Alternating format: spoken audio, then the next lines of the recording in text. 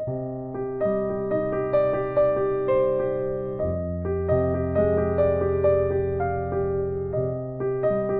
name is Lainey Mosley, and I am the founder of CHOP Syndrome Global, the United States organization that was founded, in about 2016 or 2017, after my daughter Leta and two other kids were identified with a very rare, ultra-rare mutation on the AFF4 gene.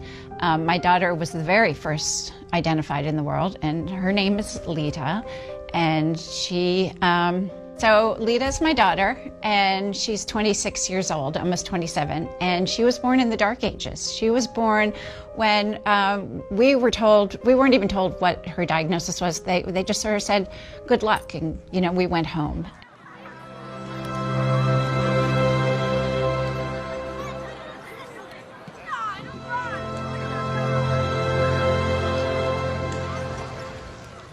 I remember where I was in the room. I was on the phone. My husband was by my side, and the doctor told me, unfortunately, Mario, as we suspected, is affected by CHOP syndrome. There are 13 cases in medical literature. These are the symptoms. You are doing what you are supposed to do. So at the end of that phone call, my husband and I, we looked at each other. We cried, not for too long, because Mario was already asking for our attention. We were at a crossroad. Keep on crying in that room, or trying to be open to the world and tell everyone what we were experiencing. And we opted for this second option.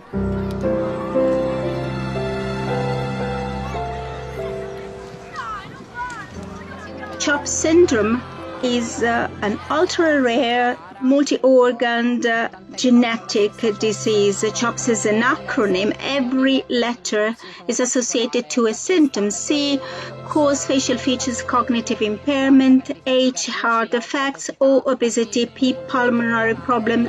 S, shows status and skeletal abnormality.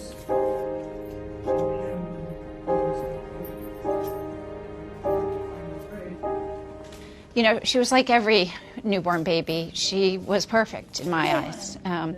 And she had beautiful long eyelashes, and she developed curly hair, and she looked like an angel. People told me she looked like an angel. And, then she just didn't hit any of her developmental milestones. She had failure to thrive, got pneumonia a lot, didn't walk until she was 2.5, didn't say any words.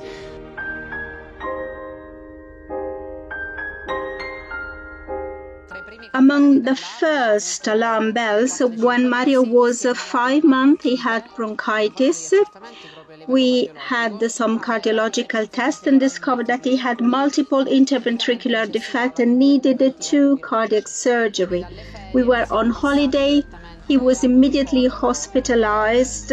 We hadn't the time to go back home to take clothes. And we remained for 2 months at the hospital. When Mario was 1 year and a half, he underwent the second operation, a new lung hospitalization. But thanks to the expertise of doctors, he fully recovered his cardiac activity that now should be normal. Mario! He has a hearing loss. He has a moderate bilateral hearing loss. But of course, he cannot tell you, Mom, I can't hear you. You never know. We use this hearing aids, and we hope that everything is okay. In addition, Mario is affected by severe myopia. He's 10 and 11 diopters short, and he has also cataract. You are wonderful. Also, when you wear glasses, you are wonderful. What's been the hardest is to see Leta's behaviors and development kind of slowly diminish. She hasn't grown. She's still tiny. She maybe speaks 50 words, and some with sign language, but her quality of life is tough. And she's frustrated. He He demonstrates a lower age, he's 3 years and a half, but he cannot speak nor walk, so it is quite complex to imagine him in a school context. We have to consider it, we have to decide which is the best option for him.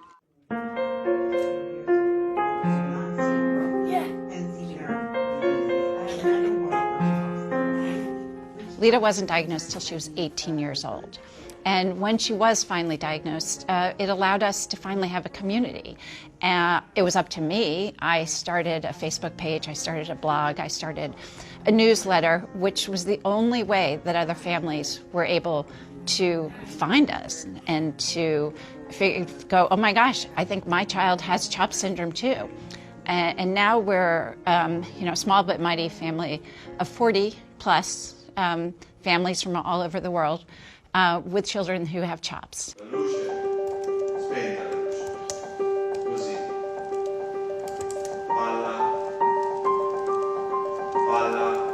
After a couple of days from the diagnosis, I was able to talk to Lainey Mosley. She introduced me into this Facebook group, and that was a real starting point for the foundation, because the presence of the family is key in the same foundation because it is a rare disease. They were the ones, whereas we started a community of families where to give us a sense of, a global sense of knowing each other. Manuela and CHOPS Fondazione gave us the platform to raise the money to accelerate therapeutic options. And so without them, we wouldn't be here. Discovered CHOP syndrome through working in another rare diagnosis called Cornelia de Lange syndrome. If we find a good therapy, it might be a therapy for autism, it might be a therapy for lung disease, it might be a therapy for reflux or for growth. We don't know, but this is where we start from, and we hope that we improve the lives of kids with CHOP, but also we hope that anything we find will improve the lives of other children with features like this. We are funding an applied research project with Unravel Bioscience, and you can hear more about this drug screening proposal during Dr. Novak's talk. We published a request for application for the year 2024, and the proposals that we received were evaluated by our advisory board. We had 3 approved projects. One of them was awarded by our full grant of $200,000, and you will hear more during Dr. Izumi's talk. He will do research for us for 2 years. You guys are doing a tremendous job, already starting to look at the population as a whole, not focusing only on the basic science, which is extremely important, but looking all the way into what a clinical trial and even approval looks like. I know when we were discussing the agreements, they were very forward-looking, much more so than other organizations, and I think that's the right approach. The fact that in 6 months we went from no data to multiple clinically actionable paths is huge. Most organizations don't have that in 5 years, 10 years. So you're already on the right path, right? You asked me earlier, is there hope? I see it right there already. CHOP syndrome is due to a single letter difference in AFF4 gene change. So we thought that we can target this single spelling differences as a way to modify the function of mutated AFF4 gene. So by collaborating with CHOPS Foundation, we are trying to investigate the effect of modifying mutated AFF4 gene using a cell line we generated and we obtained from a CHOP syndrome patient.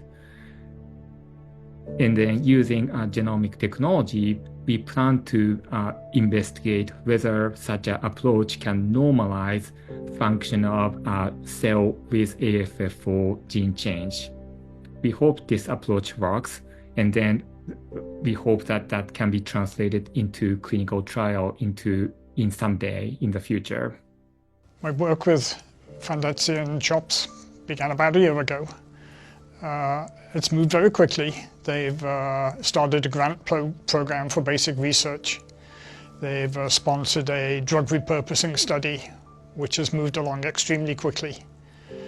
They organized getting samples from patients, which is critical to developing any kind of clinical product.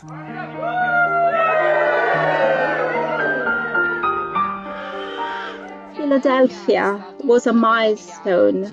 We went to the Children's Hospital, which is a significant place because in that place CHOPS was discovered in 2015, and it is a hospital where incredible advancement in medical and pediatric studies were made. It's a magic place. We spent 2 days there, and it was a great comfort for us, but also in a moment of confrontation between doctors, researchers who describe the state of the art of this ultra-rare genetic disease, but also the perspectives in terms of research, therapies, and maybe a cure, which is our biggest hope and desire. La cosa più grande che si possa immaginare e sperare.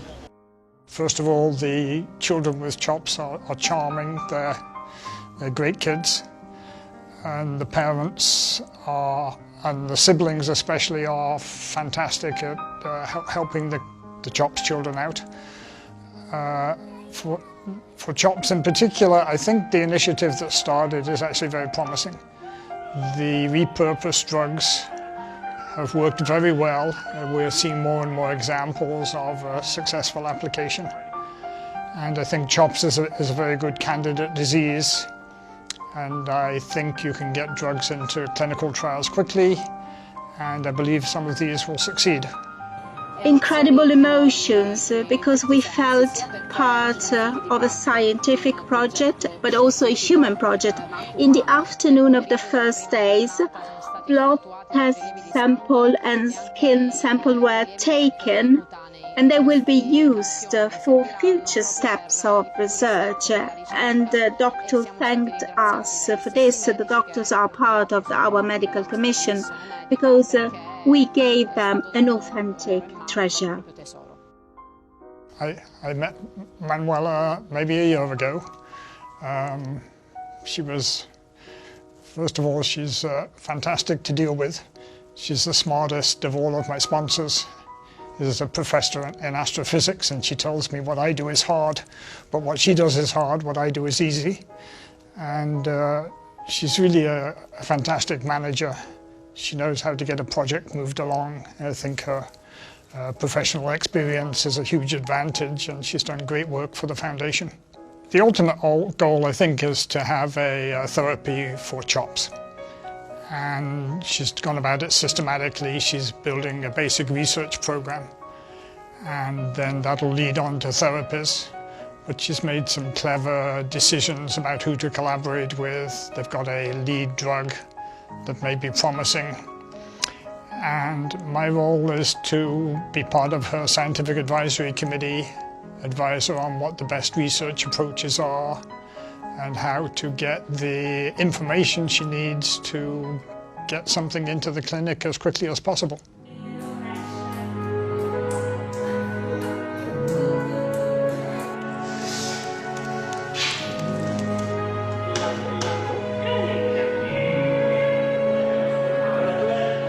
And I have to say that maybe my job played an important role in this, because I am an astrophysicist, and since I am an astrophysicist, first of all, I am a dreamer. I look at the sky and I know that we have the power to answer to some incredible questions. We can answer to the unknown. And so our kids are a universe, and we should find answers for them.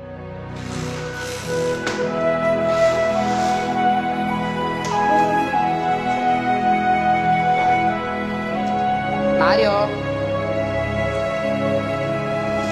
Mamma! Ma sei troppo bravo! Boh! Colpo di testa.